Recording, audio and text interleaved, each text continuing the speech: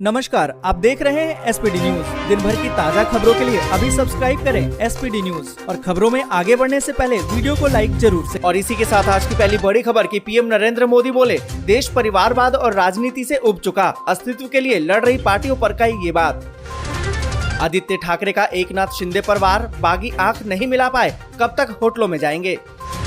ताजमहल में नहीं है हिंदू देवी देवताओं की मूर्ति, न ही ये मंदिर की जमीन पर बना, आरटीआई के जवाब में भारतीय पुरातत्व विभाग ने कहा। आने वाला 30-40 साल भाजपा का युग होगा, पार्टी की राष्ट्रीय कार्यकारिणी की बैठक में बोले अमित शाह। अब बिहार में होगा सत्ता परिवर्तन, महाराष्ट्र का उदाहरण देकर लोजपा सुप्रीमो ने नीतीश सरकार के बारे में की भविष्यवाणी। आज होगा भगवंत मान सरकार की कैबिनेट का विस्तार, 5 विधायक लेंगे मंत्री पद की शपथ। देश में बीते 24 घंटे में मिले हैं 16,103 कोरोना के संक्रमण, 31 और लोगों की मौत। शिंदे गुट की एक और बड़ी जीत, बीजेपी के राहुल नार्वेकर महाराष्ट्र विधानसभा के अध्यक्ष चुने गए। प्रदूषण के खिलाफ दिल्ली सरकार का बड़ा कदम, साल 2022 में 35 लाख पौधे लगाने का लक्ष्य। बिहार में भारी बारिश से कई जिलों में बाढ़ की स्थिति, बिजली गिरने से 4 दिन में 35 लोगों की मौत। केजरीवाल बोले, उंगली उठाने से काम नहीं चलेगा, सभी सरकारों और लोगों को साथ आने की जरूरत। सितंबर से हर महीने शुरू होगी 4 वंदे भारत ट्रेनें, सीट और डिजाइन पहले से होगा अलग। समाजवादी पार्टी में बड़ा बदलाव, राष्ट्रीय कार्यकारिणी समेत सभी संगठन और प्रकोष्ठ भंग। तेजस फाइटर ने दिखाया तेज, चीन और रूस के फाइटर को पछाड़कर बना मलेशिया की पहली पसंद। दिल्ली एनसीआर में घरों की बिक्री में 19% की गिरावट, होम लोन की दरें बढ़ने से पड़ा है असर। एमसीडी ने सिंगल यूज प्लास्टिक बैन का उल्लंघन करने पर करीबन 700 किलोग्राम सामान किया जब्त, 350 से अधिक काटे चालान।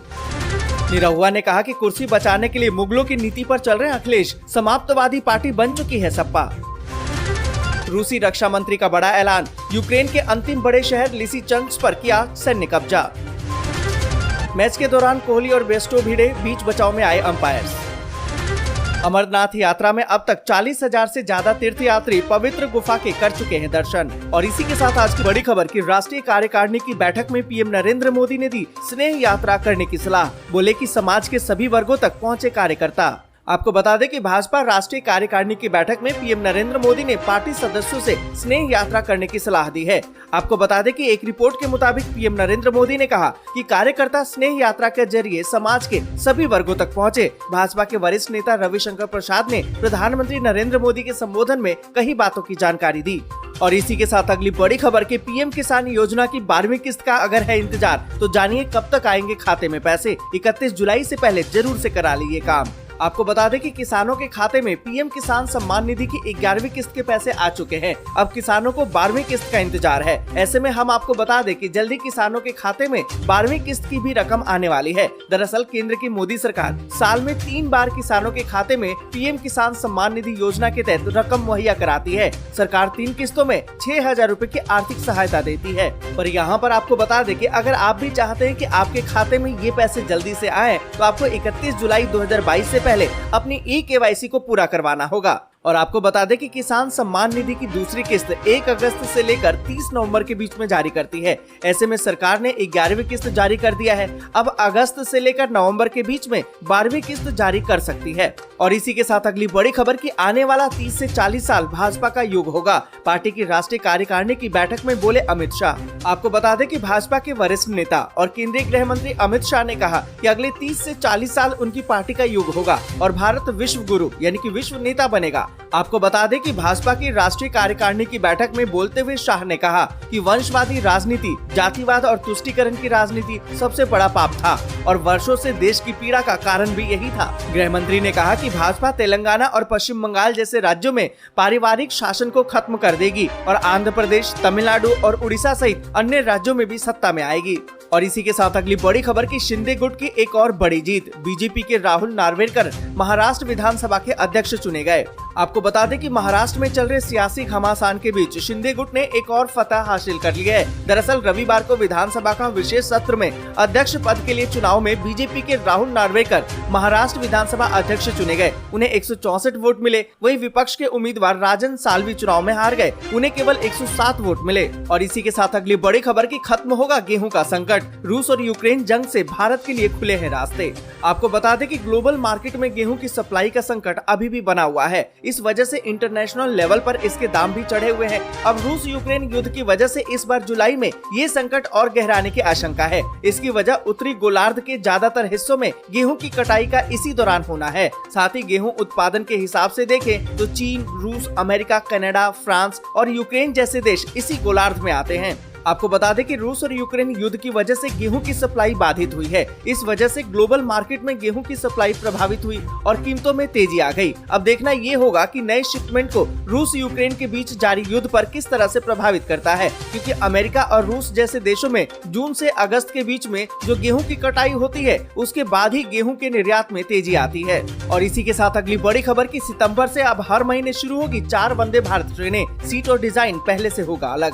आपको बता दें कि देश के अलग अलग शहरों को जोड़ने के लिए 400 वंदे भारत ट्रेनों को चलाने की योजना को मूर्त रूप देने की तैयारी है। रेल मंत्री अश्विनी वैष्णव के अनुसार सितंबर से हर महीने 4 वंदे भारत ट्रेन की शुरुआत होगी। दिल्ली से भी कई शहरों के बीच में ये ट्रेन चलेगी। यात्रियों की सुविधा के अनुसार इसकी सीट और डिजाइन में बदलाव किया जा रहा है। यहाँ पर आपको बता दें कि प्रधानमंत्री नरेंद्र मोदी ने स्वतंत्रता के अमृत महोत्सव पर 75 वंदे भारत ट्रेन चलाने की घोषणा की थी। केंद्रीय बजट में इसकी संख्या बढ़ाकर 400 कर दी गई है। और आपको बता दें कि दिल्ली से चंडीगढ़, अमृतसर, जयपुर, इंदौर, लखनऊ और अन्य शहरों के बीच में इस ट्रेन को चलाने का प्रस्ताव है। अगले कुछ महीनों में यहां से 4 ट्रेनों का परिचालन शुरू हो जाएगा।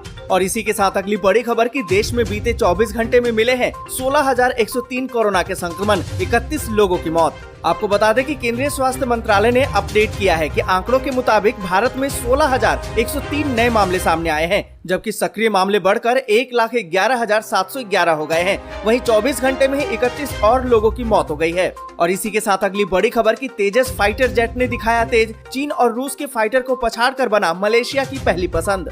आपको बता दें कि भारत में बने स्वदेशी हल्के लड़ाकू विमान तेजस को दक्षिण एशियाई देश मलेशिया के फाइटर जेट प्रोग्राम के लिए चुना गया है। भारत और मलेशिया के बीच में इस फाइटर जेट की डील को लेकर बातचीत चल रही है। बहुत ही जल्द इस डील के लिए पूरा होने की उम्मीद है। मलेशिया के फाइटर जेट प्रोग्राम के लिए प्रतियोगिता में चीन, दक्षिण कोरिया और रूस की तरफ से कई प्लेन शामिल हुए थे। तेजस ने इन सभी को पछाड़कर अपनी पहली पोजीशन हासिल कर ली है। और इसी के साथ अगली बड़ी खबर की पटना में तोड़े गए 70 घर, दर्जनों बुलडोजर और 2000 पुलिस फोर्स पहुंची। आपको बता दें कि बिहार की राजधानी पटना में राज्य आवास बोर्ड की जमीन पर बने मकानों को तोड़ा गया। अतिक्रमण के खिलाफ प्रशासन का बड़ा अभियान पटना के राजीव नगर, नेपाली नगर, दीघा इलाके में रविवार की सुबह शुरू हो गया। प्रशासन करीबन 1.5 दर्जन बुलडोजर यानी कि जेसीबी को लेकर पहुंचा। सुबह से ही पूरे इलाके में करीबन 2000 पुलिस बलों को तैनात किया गया।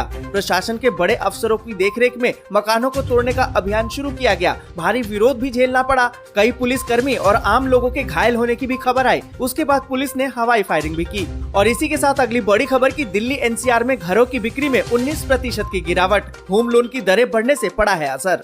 आपको बता दें कि दिल्ली एनसीआर में घरों की बिक्री अप्रैल-जून महीने में तिमाही आधार पर 19% घटकर अब 15,340 इकाई रह गई है। संपत्ति सलाहकार एनरॉक ने इसकी जानकारी दी है। एनरॉक के मुताबिक संपत्ति की कीमतों में वृद्धि के साथ ही आवास ऋण की दरें बढ़ने से इसकी मांग पर असर पड़ा है। दिल्ली एनसीआर में जनवरी और मार्च 2022 में आवासीय बिक्री 18,835 इकाई थी। दिल्ली एनसीआर में ही नई पेशकश या फिर आपूर्ति 56% घटकर 4,070 इकाई रह गई है, जो पिछली तिमाही में 9,300 इकाई थी। कुल मिलाकर ये कहा जा सकता है कि दिल्ली एनसीआर के अन्य क्षेत्रों में भी घरों की बिक्री में गिरावट का रुख ही रहा है। और इसी के साथ अगली बड़ी खबर की श्रीलंका बनने की राह पर आगे बढ़ रहा है पाकिस्तान। व्यापार घाटे में भारी बढ़ोतरी। आपको बता दें कि आर्थिक संकट में फंसा हुआ पाकिस्तान अब धीरे धीरे श्रीलंका बनने की राह पर आगे बढ़ रहा है। नकदी संकट से जूझ रहे पाकिस्तान का व्यापार घाटा समाप्त वित्त वर्ष में 48.66 अरब डॉलर के रिकॉर्ड स्तर पर पहुंच गया है। ये एक साल पहले